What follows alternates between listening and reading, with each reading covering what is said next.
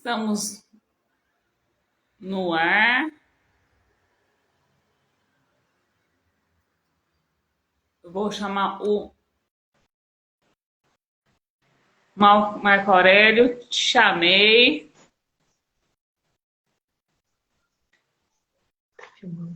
Tá virada a câmera. Como é que faz aí? Fala aí também. Não sei. Vai na câmera aí. Agora você virou. Continua virada. Já são 4h32. Podemos, então, falar.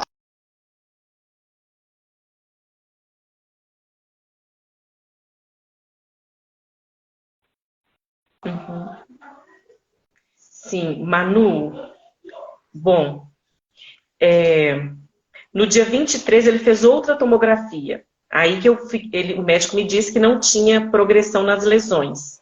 Falou que ele estava delirante, desorientado. Aí me disse da medicação que estava sendo aplicada de forma venosa. Falou da pressão alta, que a pressão tinha aumentado. E aí eles tinham mudado a medicação porque não estava resolvendo. E tudo isso pela sonda. E aí ele já estava usando sonda, uma sonda nasogástrica, porque a deglutição não tinha tido nenhuma evolução no sentido do retorno. Aí ele falou assim, olha, o quadro dele é de uma internação prolongada, dia 23 de novembro.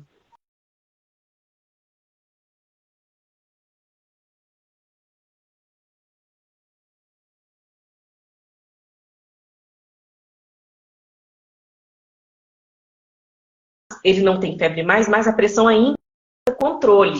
Ou seja, ainda estava usando veia. Ele falou, enquanto estiver assim, nós não temos previsão nenhuma de alta.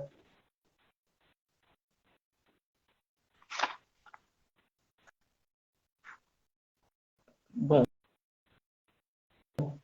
no dia 25, ele falou para mim, o médico disse, feliz, é muito legal isso, gente, como esses profissionais, eles têm esse potencial, sabe, de nos estimular, né? Então, eles sabendo esse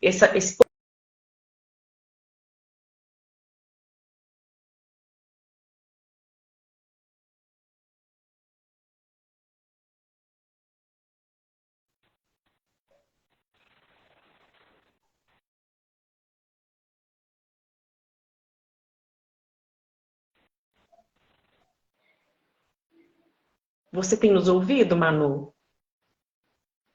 A última frase eu tenho. Tá. Então, eu estava falando desses profissionais, né? O quanto nós precisamos de também abençoá-los, sabe? Esses profissionais da saúde, porque eles foram bênção para a gente, de trazer aquele refrigério que nós necessitávamos.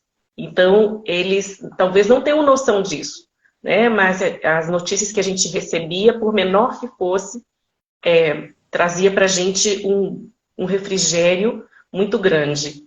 E aí ele me disse no dia 25, a pressão dele baixou 2 pontos. Ai, que alívio. Aí ele disse, agora ele está reclamando um pouco de dor no braço esquerdo, né? Aí passaram a usar um colírio de atropina para diminuir a saliva, porque era o tempo todo, né? Toalha o tempo todo, ele salivando na toalha, cuspindo na toalha, né? Depois, o médico disse, agora nós vamos tirar, dia 26, vamos tentar tirar o medicamento venoso para ver se ele suporta, porque a pressão já estava estabilizada. Vamos ver se ele consegue ficar sem esse medicamento venoso e aplicar via oral.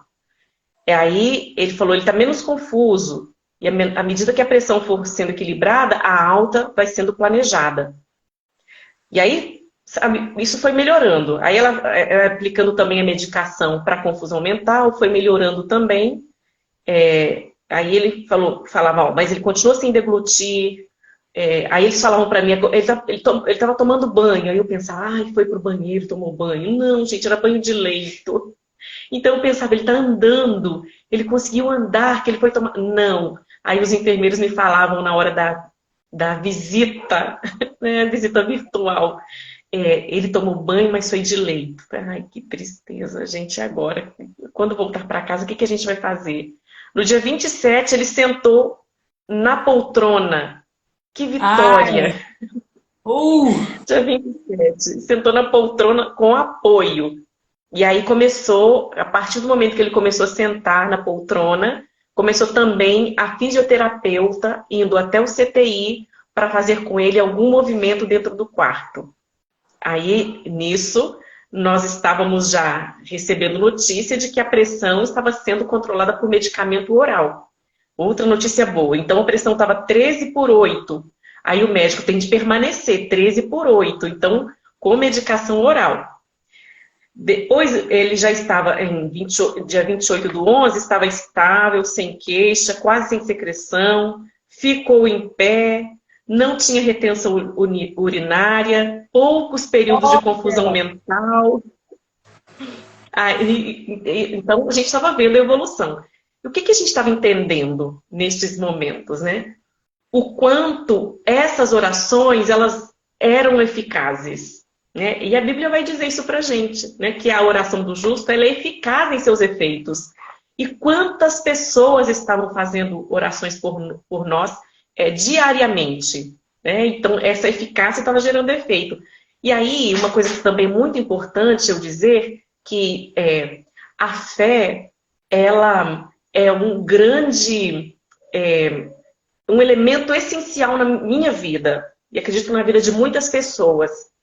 Mas eu creio também que Deus, na sua perfeição, deu a nós inteligência para que pudéssemos estudar, inclusive essas doenças, e termos pessoas especialistas, pessoas habilitadas para nos atender e fazer o papel delas, né, que são os médicos, esses profissionais da saúde, e os demais profissionais da saúde. Então, fisioterapeuta, a nutricionista, que também estava ali o tempo todo acompanhando essa alimentação toda diferente, que né, a gente nem imaginava algo assim.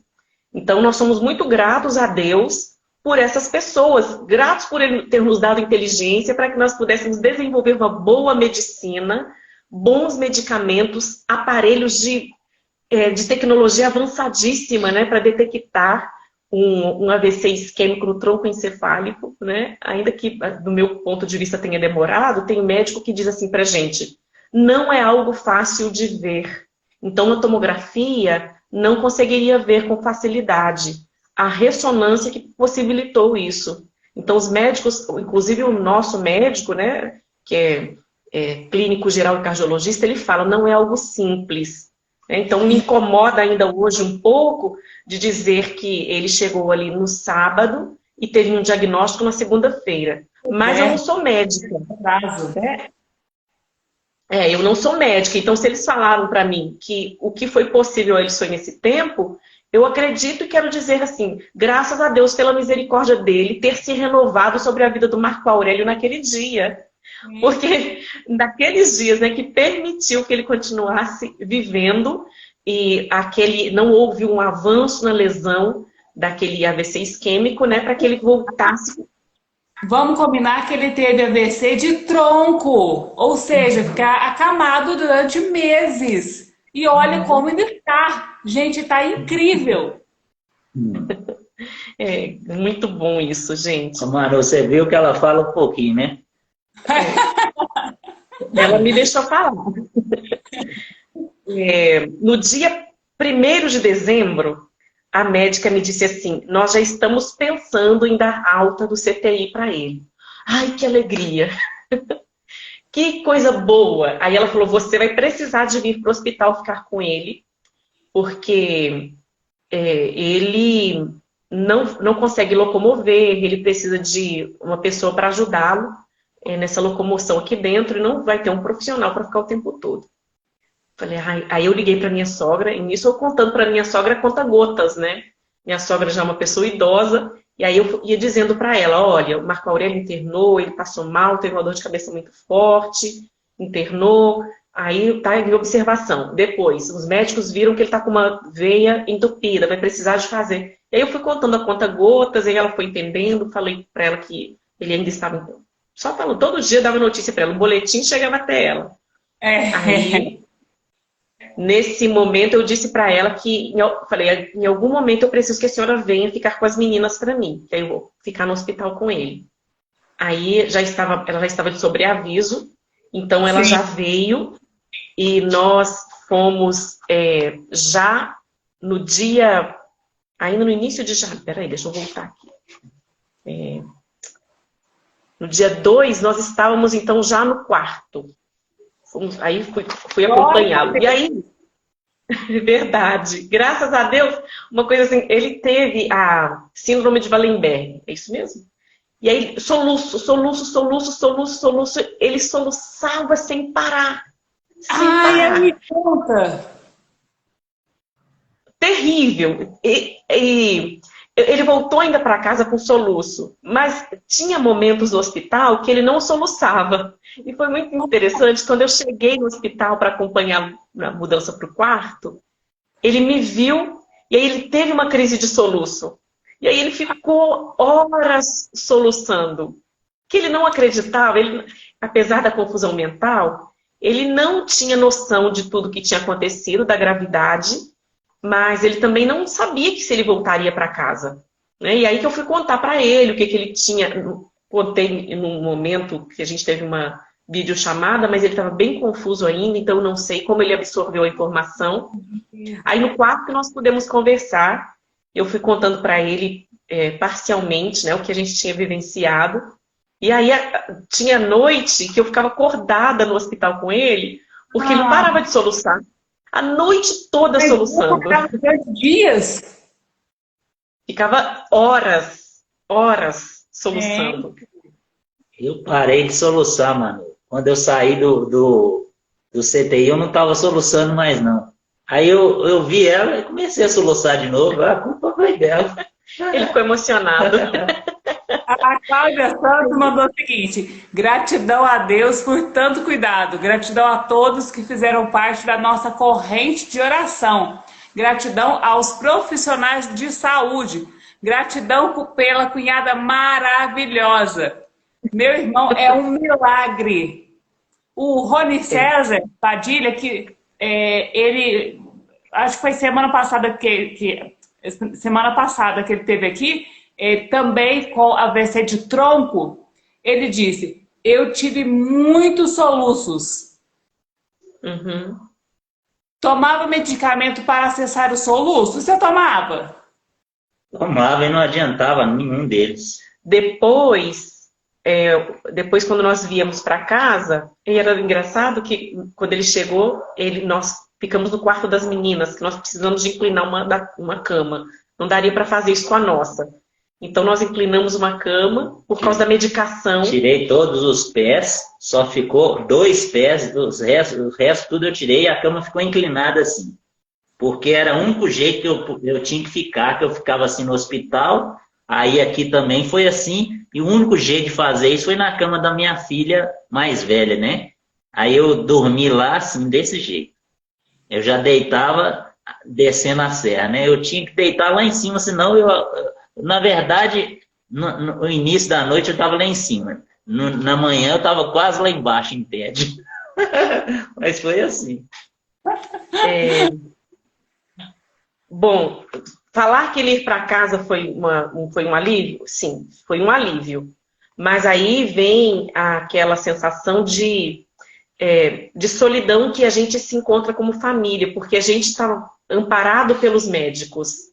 Né? Nós estávamos amparados por um grupo de profissionais experientes e habilitados para tratar o caso dele. E aí ele vem para casa, e agora? Né? O que eu vou fazer? E aí os médicos me ensinaram como aplicar medicação via sonda, aí tinha de dilacerar a medicação, me ensinaram também a ficar atenta, medir, aferir a pressão, né, frequentemente.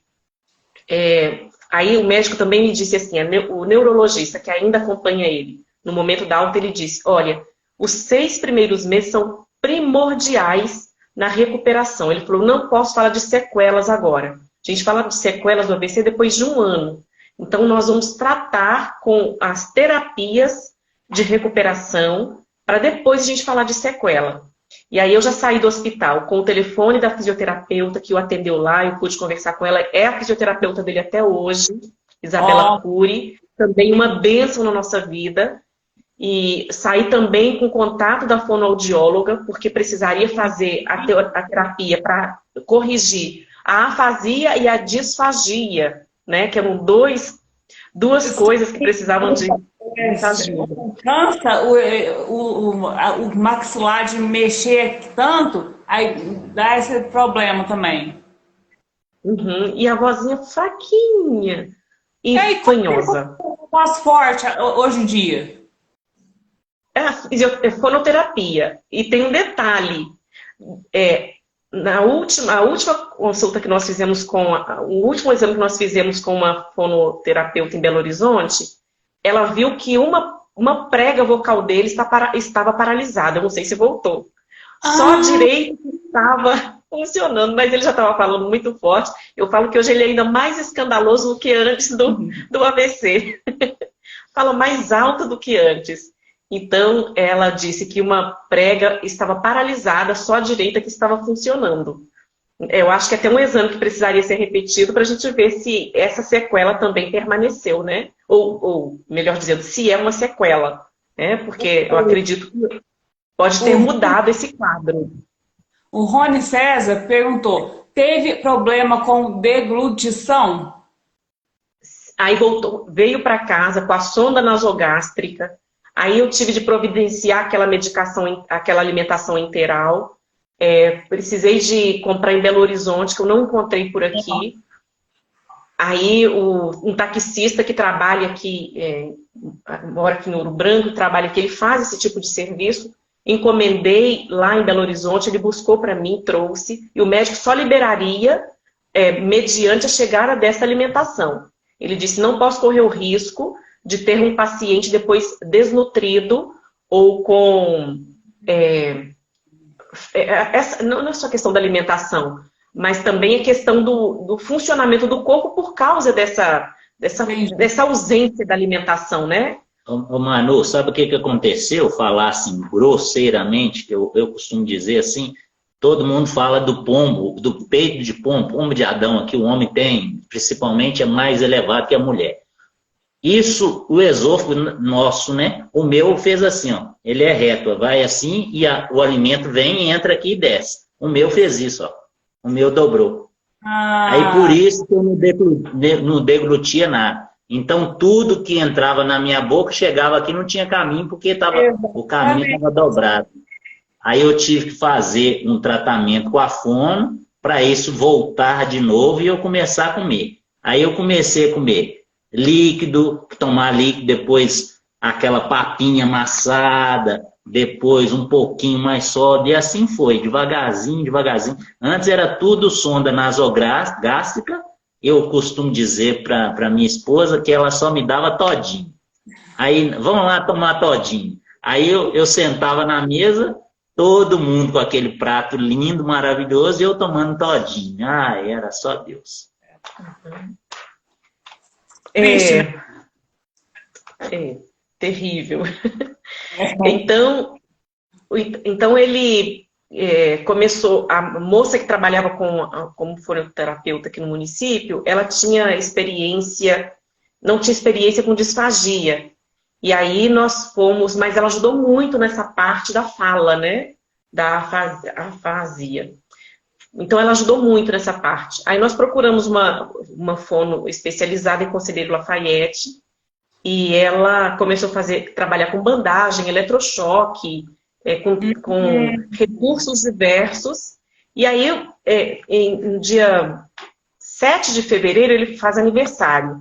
E aí ele estava doido para tirar a sonda, porque aí, daí uns 20 dias do tratamento com ela, ele tentou tomar um pouco de suco de uva. E aí pegou na colher, colocou um pouco, e todas as vezes que ele fazia isso, ele cuspia e voltava o suco todo. Aí essa vez ele cuspiu clarinho. Eu falei, gente, cadê o suco? Mas ele não sentia, porque estava paralisado ainda. Ele não sentia descendo. Mas desceu tudo. Eu falei, Marco Aurélio, você tomou o suco. Aí ele falou, vou experimentar de novo. Colocou de novo o suco engoliu. Falou, não é possível, ele está engolindo. E aí a gente contou para a fono, e aí uma festa. Então, a primeira vez que ele andou, tinha uns 3 dias que a fisioterapeuta estava fazendo trabalho com ele em casa. Uns 3 dias depois, ele atravessou a sala de um sofá para o outro, sabe? Ai, Meio que de Robocop. Nossa, Aí a gente filmou isso. boa. A fisioterapeuta ficou doida, então elas vibravam com a gente.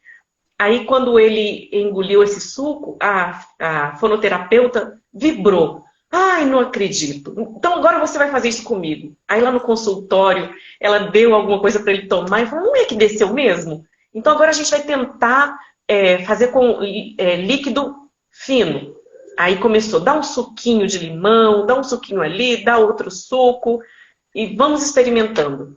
E aí ele começou a tomar líquido. Daí a pouco ela falou assim, olha... Então, que pensa na sua vida? Ela falou, anota para mim o que ele está comendo. Aí eu fui anotando o que ele tinha comido. Meu Deus. Ó, em 2/2, ele começou, 2 de fevereiro, começou com as refeições artesanais pastosas. E aí a nutricionista me dava orientação o que eu poderia fazer de alimentação para ele. E aí ela começou a substituir o plano alimentar integral para uma refeição já artesanal. E aí, mas ainda estava com sono, no dia 2 de fevereiro.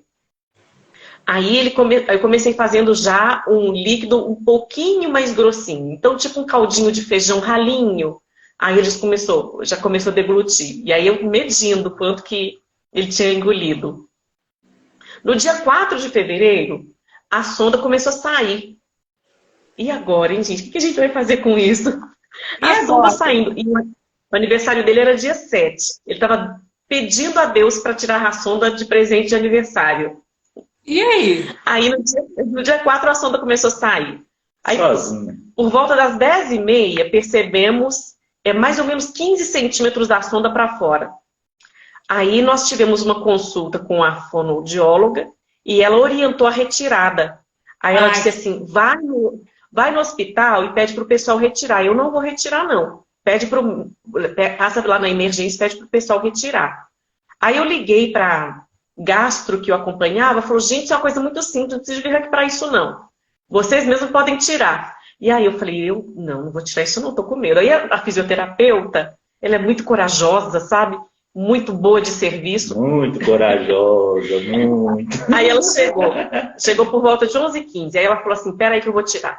Aí ela retirou a sonda no dia 4 de fevereiro. Deu maior trabalho, devia ter uns 5 centímetros, só ela puxou assim e saiu. Ele já estava sentindo mal porque a sonda estava já chegando já na garganta, machucando, né? Por causa disso. Ó, saiu sem sangramento ou qualquer outra intercorrência. Então, no dia 4, né? Aí a gente marcou uma consulta com o Dr. Joel. A gente tinha já marcado uma consulta já tinha marcado uma cirurgia com o Dr. Joel, que é o gastro. Ele ia fazer uma cirurgia, uma pequena cirurgia, para colocar a sonda gástrica. Aí eu liguei para ela no dia 4 para desmarcar, já estava marcada a cirurgia. Eu liguei para ela no dia 4 para desmarcar, né? Falando para ela para suspender a gastrostomia, porque ele não precisaria mais que a sonda tinha não só saído, como já estava alimentando. Ai, que ótimo! Ótimo! Ótimo, mas ótimo mesmo! Aí, daí a pouco, ele já estava, gente, Manu, aí começa outro dilema, né? Ele começa a comer, no aniversário dele, ele comeu o pedaço do bolo do aniversário dele. Caladinho. Todo mundo saiu da mesa e ele ficou lá. Aí ele pegou uma fatinha do bolo e a gente vigiando de longe. Aí ele comeu, deglutiu, foi o primeiro alimento sólido dele, o bolo do aniversário. Que ótimo! Aí daí a pouco ele comeu outra fatia. E depois, mano, não parou de comer mais não. Aí outra peleja, né? Tem um relato interessante. Espera aí. Ele chegou em casa. Chegou do hospital. Meu Deus. Aí à noite, ele começou a gemer. E a gente não dorme, né? A gente fica sobressaltado. Sim. E aí ele começou a gemer. Ai, Aí eu falei, que foi? O que foi? Ele falou assim, tá doendo, tá doendo, tá doendo. O que tá doendo? Ele não sabia falar o que tava doendo. Ai, mas tá doendo muito, tá doendo, tá doendo. O que tá doendo? Não sei, tá doendo. E eu não tinha nenhum medicamento para dor em casa. Porque a gente raramente adoecia, sabe? E agora, gente? E as meninas cresceram. Quando elas são crianças, estão aí na primeira infância, a gente tem medicação para febre, para dor em casa por causa das crianças. Mas depois disso, ninguém adoecia. E aí eu falei, e agora? Não tem uma medicação. O que eu vou fazer? Aí eu falei, aí eu lembrei, né, da prática com os meninos na sala de aula, quando os meninos não estão querendo ir na escola, fala assim, ai, tô com dor de cabeça, professora, eu tô com dor de barriga. Meus pequenininhos nos anos iniciais de ensino fundamental. E aí eu falava para eles, vai lá na cantina, já tinha um combinado com as cantineiras. Vai lá na cantina que tem um remédio ótimo, que chama Anadil. As meninas vão dar esse medicamento para você e você vai sarar. Ele é tiro e queda. E aí eles iam na cantina, as meninas já sabiam, davam um golinho de água para eles. Às vezes colocava uma gotinha de chá, uma gotinha de café, só para mudar a corzinha da água. Eles tomavam, já saíam pulando da cantina. Chegavam nessa, professora, não é verdade?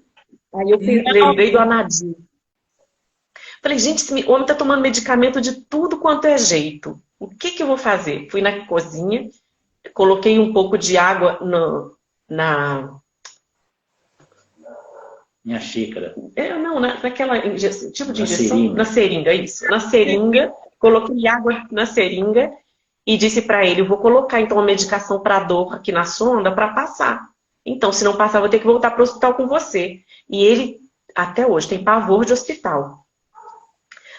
Não por acaso, nem sem razão. Aí, coloquei aquela água na sonda e daí a pouco melhorou. Ele parou de gemer e melhorou. Ah, não acredito! Então, eu não sei se estava doendo de verdade, se tinha dor, mas eu não sei se ele dormiu, sonhou com alguma coisa, sabe? E acordou naquele sofrimento e o Anadil deu certo. Então, são experiências. Carvalho mandou assim, ele estava doido para poder chupar um chup-chup gourmet. A Lúcia Vieira mandou assim, nosso Deus é maravilhoso, gente. É mesmo. É verdade. E ficou de língua azul. Quando eu comi o bolo. O Jomaro mandou, bendito Anadil, hein, Marquito? Foi mesmo. Olha, dizer que nós tivemos bons momentos, tivemos momentos ruins, difíceis, momentos de muita dor, mas em tudo isso nós aprendemos grandes lições, sabe? Que nós temos pessoas que, como, mais uma vez, como diz a Bíblia, que são mais chegados, amigos que são mais chegados do que irmãos. E nós tivemos e temos esses amigos ao nosso redor, sabe? Pessoas que hoje a gente pode dizer assim, esses verdadeiramente não são do nosso sangue, mas são irmãos, irmãs, que estão conosco o tempo todo, preocupados, cuidam de nós até hoje, né? Pessoas que nós não imaginávamos que estavam assim, tão presentes na nossa vida. E outra coisa também muito importante, que reforça pra gente a importância da família, né? Quanto a família, apesar de todos os problemas, né? Essa diversidade que é a nossa família, né? Essas adversidades também que surgem na família. Nós precisamos de entender que tudo isso serve para o nosso crescimento. Nossa. E foi muito bom esse aprendizado, né? De conhecer um pouquinho mais as pessoas e termos certeza de que, apesar de muita dor, isso passa, tudo passa. Passou o sofrimento. E uma coisa assim, as pessoas às vezes falam assim, vem uma pessoa sofrendo e fala assim, ah, Deus, a pessoa está sofrendo, leva ela. Eu falei para Deus, Deus não leva ele não. Não vou fazer com as pessoas que falam, pode levar não, porque ele está sofrendo. Senhor, não leva, por favor. Eu não posso ficar sem meu marido não. Por favor, meu Deus, tenha misericórdia de mim. Tem dele, mas tem de mim também. Como é que eu vou fazer sem meu marido? Sim, claro. Não vou entregar ele não. Por favor, meu Deus. Então, a gente queria reforçar aqui a importância da oração, a importância da família, a importância dos amigos, a importância desses profissionais ímpares da medicina, ou seja, de uma certa forma, nós precisamos ser gratos a Deus por tudo, porque não teríamos, né, essa constituição familiar que veio dele, veio dessa inteligência soberana, né, de dizer o tanto que esse núcleo é importante, dessa medicina que é tão importante, né, isso vir dele também dos planos, né, planos divinos. Talvez a gente não tivesse essa capacidade de pensar tão além como ele nos permitiu fazer e construirmos essas questões tão importantes para o nosso desenvolvimento. E também uma outra coisa que não nos sai da cabeça é o quanto a gente precisa valorizar e agradecer pela vida. Que presente, que dádiva, que coisa linda é a vida. É um presente, presente. É um presente. Então, por isso que assim, o que a gente está vivendo agora é o presente. O presente é um presente. Né? O que a gente está vivendo, cada momento, é um presente. Quantas pessoas não tiveram essa oportunidade? Quantas pessoas talvez tenham até planejado participar deste momento e não puderam? Né? Então, é uma dádiva. Quando a gente saiu do hospital, ele gravou essa saída dele. A gente tem uma serra linda na nossa cidade. E aí ele filma ele saindo, né, do hospital, filma a serra com aquela voz fraquinha e falando, glória a Deus, eu estou indo para casa. E ele olhando aquela serra e agradecendo a Deus por estar vindo para casa. Então, ser grato pela vida. A vida é um presente maravilhoso. E aí a gente precisa aproveitar, viver essa vida em plenitude a cada momento. E essa plenitude, não estou falando de uma plenitude, às vezes as pessoas entendem isso erroneamente. Curtem de forma equivocada. Curtem de forma que elas ferem o próprio corpo. Curtem de forma a ferir a própria inteligência. Não é dessa intensidade que eu estou dizendo da intensidade de viver com saúde, porque isso também honra a Deus, de viver a família com alegria, de viver até mesmo a alimentação com alegria, agradecer por cada alimento com alegria, porque esses presentes, eles precisam ser motivos de gratidão para a gente.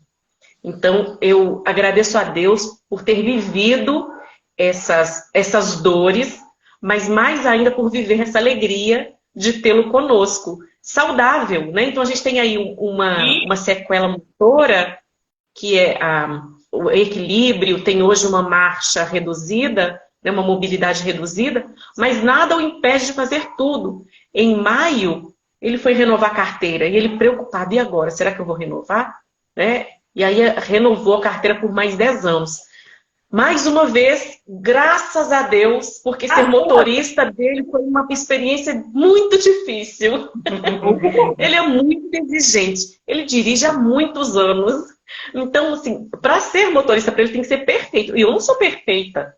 Eu não vou falar que eu sou uma motorista ruim, não. Mas ele é muito exigente. Mesmo ele, Manu, ainda em recuperação, ele ficava, faz assim, faz assim, faz assim. Eu falava assim, eu não posso nem falar, dá sossego, porque eu não posso fazer raiva nele, não. Se eu fizer raiva nele, essa pressão desestabilizar de novo. É verdade. E outra coisa linda também em nós, essa neuroplasticidade. Meu pai, que coisa linda, né? Isso é de Deus. Uma delas, essa recuperação, né? Embora os neurônios tenham morrido, nós já temos outros fazendo o que morreu não faz. O outro está fazendo. Exatamente, é lindo. E outra questão da neuroplasticidade é que como nós temos essa capacidade de deixar a dor para trás, né? Mesmo que a gente tente resgatar aquela sensação da dor, a gente não consegue. Mas a gente resgata com muita facilidade os momentos de alegria. Isso é muito bom, isso é muito lindo, né? Então a gente resgata aí cada momento de alegria, de gratidão que nós vivemos, cada visita que nós recebemos e ainda temos recebido, cada palavra de conforto que nós recebemos, tudo isso veio trazer força para a gente alegrar o nosso coração. E a alegria, essa alegria, ela foi passando para ele, sabe? Nossa, das minhas filhas, foi passando para ele e ele foi recuperando também. Então, assim, o apelido dele era Lelo Sorriso. É assim, ó. É isso mesmo. É isso aí. Ô, Manu, você já fez uma live que você ficou tanto tempo caladinha? Tá vendo aí, ó? É a primeira vez que eu tô ficando tanto tempo calada, enquanto Tá vendo? tá falando, eu falo assim, nossa, que mulher Tá vendo? inteligente. Ô, Manu, aqui, ó. Tá vendo esse caderninho aqui? Ela anotou tudo, ó. Acho que não dá para vocês verem. Tem Tô vendo. data, tem as medicações, tem quem falou as coisas, tem tudo aqui. Tudo aqui. Vou falar assim, a minha vida está aqui. Desde que eu entrei no hospital até o fim, né? Que eu voltei a comer, a andar sozinho. Tomei a minha vida de novo, vamos dizer assim. Tá tudo Amém, aqui anotado. amém, amém. Amém. Você quer fazer pode ser um texto bíblico, pode ser uma palavra, mas para você eu acho melhor um texto bíblico. Você dá uma leitura para nós? Manu, eu não sou muito bom de guardar textos, não, mas ela deve ter um aqui pronto para me falar para você. Mas só uma coisa que eu quero dizer. Nós sempre lidamos com crianças, principalmente a minha esposa, porque é a área dela que é a área pedagógica. Mas depois do AVC, eu quero dizer isso com ênfase mesmo, eu passei ainda mais a observar as crianças. Por quê? Esquece o texto bíblico. As crianças brincam, correm com o amiguinho escorrendo catarro no nariz. As pessoas podem achar nojentos, mas a criança escorrendo catarro no nariz, a criança limpando assim, passando o cabelo, a criança toda suja, ela vai lá, suja também, rola na grama, e não tem problema. Pode ser branca, pode ser preta, pode ser cega, pode ser numa cadeira de roda, pode ser qualquer uma, a criança vai lá e brinca. Às vezes eles até xingam um ou outro, mas passa 2 segundos, eles estão abraçando, beijando e brincando de novo. E eu tenho uma pessoa que eu estimo muito, um pastor que eu estimo muito, que ele diz assim, nós, quando somos crianças, somos legais, brincamos, somos inteligentes. Depois a gente vira adulto burro e chato. Então, é o que eu tenho tentado, eu ainda não consegui, eu tenho tentado ser um adulto legal. Nesse sentido, porque às vezes a gente fica observando, pondo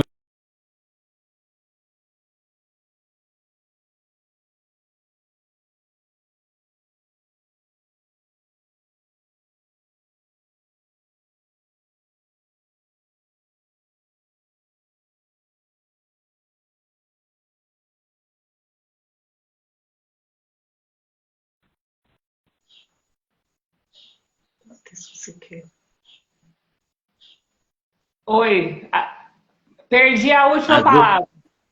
Às vezes eu deito na minha cama e fico pensando nisso, Manu. Você viveu isso também. A gente, num hospital, era homem ou era mulher, me limpando, me trocando a fralda, me dando banho. O que a gente vale? A gente não vale nada. Feliz são aquelas crianças.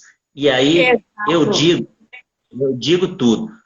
Jesus falou, se nós não formos iguais àquelas crianças, nós não vamos entrar no reino de Deus. É justamente isso. A gente tem rótulo de igreja, tem rótulo de Bíblia, tem rótulo de tudo você imaginar. E tem marca de roupa de tudo quanto é jeito. Mas o pobre, a criança, usa a roupa que vestir, que tiver lá. A gente escolhe. Eu escolhi ter AVC? Eu não. O meu pior amigo, meu pior inimigo, eu não quero que ele tenha nunca o que eu tive. Nunca passe o que eu passei. Então, se cuidem, quem puder passar essa informação, se cuidem, porque a coisa mais importante é a saúde. É a coisa importantíssima. Eu nunca entrei no hospital, a não ser para fazer visitas. Eu entrei no hospital dessa última vez e fiquei lá 20 e tantos dias. E quase que eu não saio. Olha lá, hein? E aí, conseguiu? Bom, diante de tudo que a gente viveu, nós temos vários textos que nós poderíamos usar. E outra coisa também que nos sustentou, além das orações, dos textos bíblicos, também canções que vinham ao encontro do nosso coração, da necessidade que nós tínhamos de expurgar, né, aquela dor. Mas eu queria só compartilhar um texto que está em Neemias, no livro de Neemias. Tem todo um contexto, mas eu vou trazer para a gente só um trechinho que diz assim: portanto, não vos entristeçais, pois a alegria do Senhor é a vossa força. Nós temos muitos motivos para entristecer, mas nós temos muito mais motivos para nos alegrar. E aí lembrar que esta alegria, ela também vem de Deus, né? Então vamos olhar ao nosso redor, porque nós temos mais motivos para nos alegrar do que motivos para nos entristecer. E esta alegria, ela pode ser renovada na nossa vida toda manhã. E olha, às vezes a gente fica esperando que os outros tragam alegria para a gente. Se você mesma, se você mesmo não consegue ver alegria ao seu redor, ninguém vai conseguir trazer alegria para você. Então, que com seus olhos você busque alegria no que está ao seu redor. E aí você vai aprender também a ser grato. E a gratidão é algo fenomenal. A partir do momento que você consegue ser grato por tudo, muito da sua chatice, muito daquelas picuinhas que a gente fica carregando, a gente vai soltando, ou elas vão saindo, vão soltando da gente, sabe? Opa, não tem lugar para mim ali mais não, porque ali tem um coração grato e alegre. Então aproveitem, olhem ao seu redor, né? Olha aí se você está com tudo funcionando perfeitamente, né? Tem pessoas que não está conseguindo andar, mas às vezes está alegre. Tem pessoas que não está conseguindo alimentar do jeito que gostaria, e você pode. E aí resmungando, né? Está aí reclamando. Né? Eu queria ser rico igual fulano. O que está te faltando?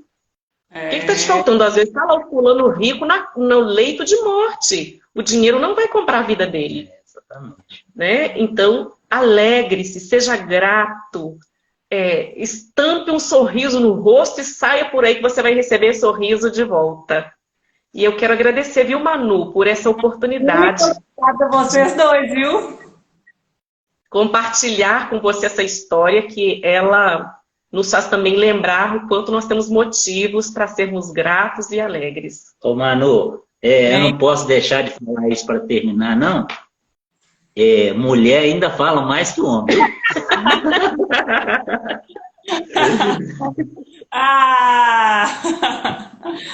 Isso não é verdade.